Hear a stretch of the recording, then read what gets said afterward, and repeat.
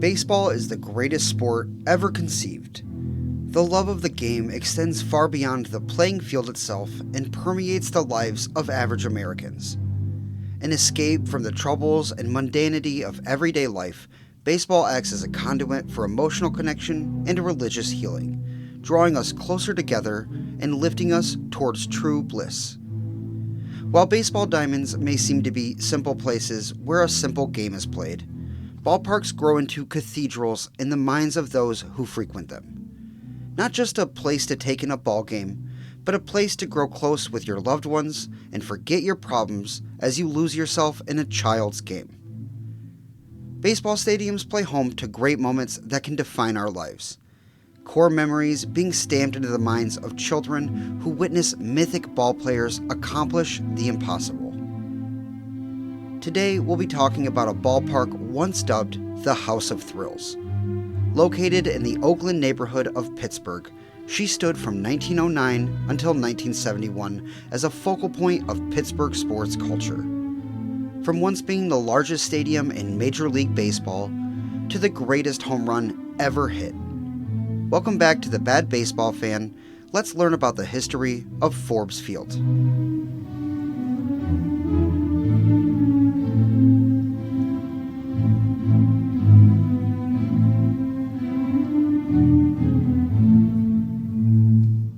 As we get ready to explore the rich history of the Pirates' old ballpark, I just want to remind you to like, comment, and subscribe to the channel.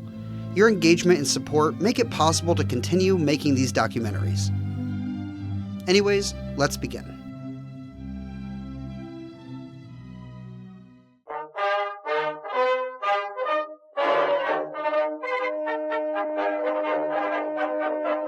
The 1903 Pittsburgh Pirates were really good at baseball.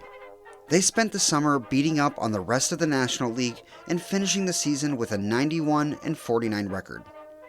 A summer good enough to claim their third consecutive National League pennant and earn a spot in the first ever official World Series. In spite of their success, their 16,000-seat ballpark, Exposition Park, hosted a mediocre 326,855 fans throughout the year, good for only 4th out of 8 in the league. The park would go on to host 4 games in the best-of-9 World Series as the Pirates ultimately fell to the Boston Americans. And following the season, Pirates owner Barney Dreyfuss began scouting locations for a new playing grounds, hoping to build a state-of-the-art stadium for his baseball team. It would be another 5 years before he was able to pinpoint his spot. Dreyfuss found his location about 3 miles east of downtown Pittsburgh, and with a little plot of land in the Oakland area adjacent to Schenley Park. With the help of his friend Andrew Carnegie, Dreyfuss purchased 7 acres of land with the intention of building baseball's first concrete and steel stadium. Little did Barney Dreyfuss know, his cross-state rival Philadelphia Athletics had the same idea and acted on it quicker. Ground broke in Philadelphia in 1908 on what would become the first ever concrete and steel baseball stadium, Shibe Park. Pittsburgh's new stadium wouldn't be the first, but Dreyfuss swore it would be the best, remarking to Carnegie that he would build a ballpark that will make people forget about Shibe. Dreyfuss contracted architect Charles Levitt to design his ballpark. Levitt was a renowned architect and had recently done work designing horse racing tracks using concrete and steel. His plans for Pittsburgh's new stadium, the only ballpark he ever designed, were state-of-the-art and one of a kind. He designed a 3-tiered grandstand that featured the first accessibility ramps and elevators in Major League Baseball. The grandstand wrapped around the lines and extended to the end of the diamond, with single-deck bleachers installed beyond the grandstand in left field. The left field bleachers featured some seats where the view was obstructed by the grandstand. At the behest of Dreyfuss, who hated cheap home runs, a massive outfield was implemented, featuring 376 feet down the right field line, 442 feet to dead center, and 301 feet down the left field line. While the 301 feet was rather short, especially for the time, this was due to the foul line running into the left field bleachers. The bleachers connected to the outfield wall, creating a small pocket for hard-pulling right-handed hitters to hit home runs. Levitt designed the player and umpire clubhouses to be under the grandstand behind home, and the exterior he designed for the ballpark was one of the most beautiful baseball has ever seen. In their article from the ballpark, This Great Game put it most eloquently, describing the exterior as painted a cream-colored terracotta with green steel embellishments and crosshatch patterns that rose between the arches and windows like supporting posts, all topped with a copper roof. This created one of the most cozy aesthetics the sport would ever see, blending into the local environment and inviting fans inside to enjoy a ball game. Levitt presented his plans to Dreyfus, and after he approved, they got to work. The stadium was built at a reported cost of $1 million, though the Wikipedia article on the ballpark postulates that the cost may have been up to double that. Initial work to prepare the land began on January 1st, 1909, but the official groundbreaking didn't occur until March 1st. The stadium took only 122 days to be erected, and during this time, the local press began to criticize the location of the new ballpark.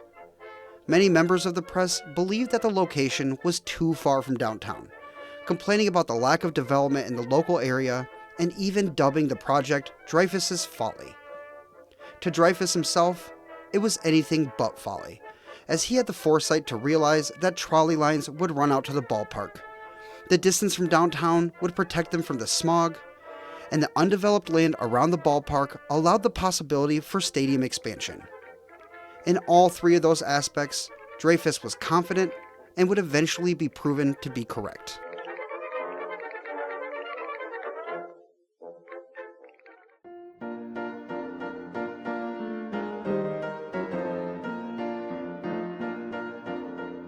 As the stadium was being built, the press also hounded Dreyfus over the name of the new ballpark, insisting that he name it after himself. He refused, instead naming it after General John Forbes, a British general from the French and Indian War who captured Fort Duquesne and renamed it to Fort Pitt, ostensibly establishing the city of Pittsburgh. The brand new stadium, now dubbed Forbes Field, was ready for the baseball by the end of June. When all was said and done, the new stadium was the first concrete and steel behemoth in the National League and had the largest capacity in Major League Baseball at 25,000 seats. The bullpens were in foul territory, the batting cage was stored behind home plate and in front of the stands, and the outfield walls stood at a tall 12 feet in left and center and 9.5 feet in right. With all her quirks, the shiny, brand new stadium was scheduled to open her doors on June 30th, 1909. The day before, the Pirates hosted the Cubs in their final ever game at Exposition Park. In so many ways, that final game at their old ballpark was in stark contrast to the events that would follow a day later. A mere 5,545 fans showed up to the 16,000-seat stadium to watch their 45-14 Pirates host the Cubs one final time there. The game was only an hour and 40 minutes long, and the Pirates took care of business, closing out Exposition Park with an 8-1 win. The following day, fans began lining up outside of Forbes Field as early as 6.5 hours before the game. By the time the game came around, a well over capacity crowd of 30,330 fans entered the brand new stadium. It was a beautiful day, with clear skies and a solid 80 degrees to boot. Prominent figures attended the game, including people such as National League President Harry Pulliam, American League President Ban Johnson, Pittsburgh Mayor William McGee, and Pittsburgh Director of Public Safety John Moran. McGee threw out the ceremonial first pitch from the grandstand to John Moran down on the field as the crowd grew excited to watch some baseball.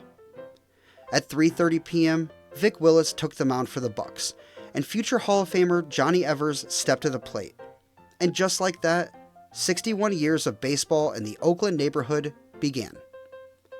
Evers was hit by a pitch and made his way around to score the first run the ballpark would see.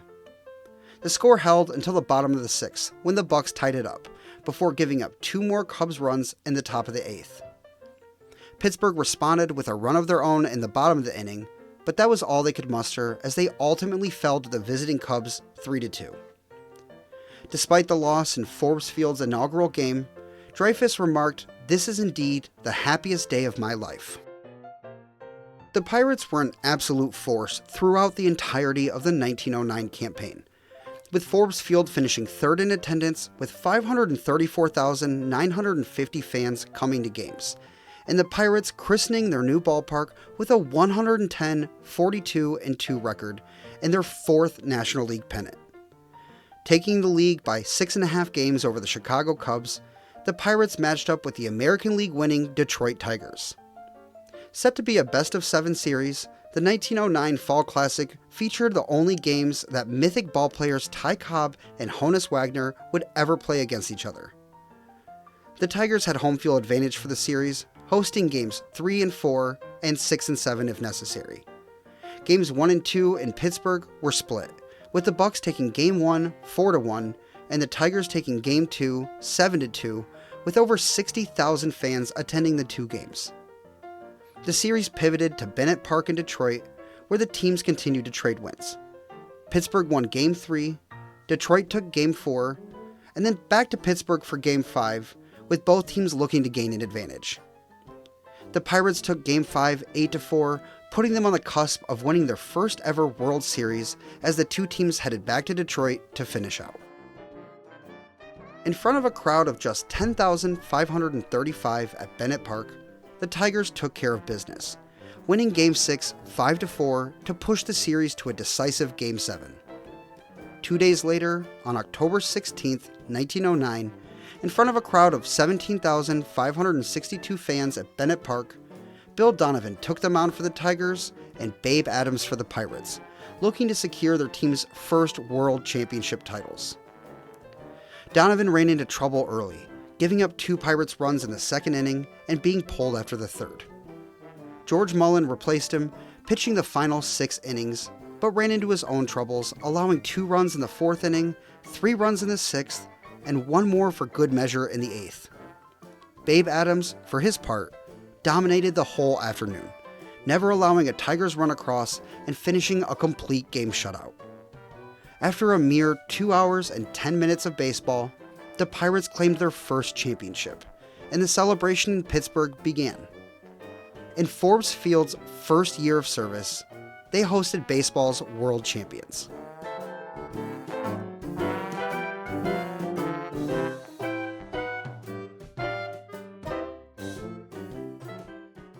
Thank you for joining me for A History of Forbes Field Part 1. The remaining parts will release weekly, so I hope to see you there. Don't forget to like, comment, and subscribe on your way out, and if you want to find other ways to contribute to the channel, consider becoming a member or buying a t-shirt. That's all I have for now. I'll see you next week, and remember, if you like baseball, like this video and subscribe for more.